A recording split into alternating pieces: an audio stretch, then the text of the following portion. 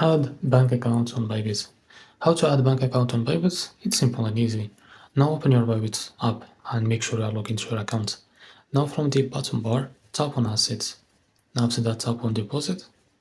And now select P2P trading. Now after that, on the top right corner, tap on the three dots. Now here, select User Center. And now select Payment Method, tap on it. And now from here, tap on Add Now.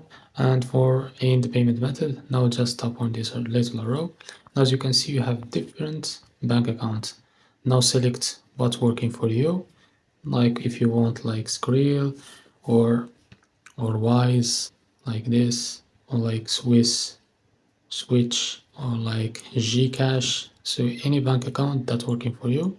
Now after you select it, now fill the information of your bank account, and after that, and if you are ready to go, now tap on confirm to add your bank account on Bybit.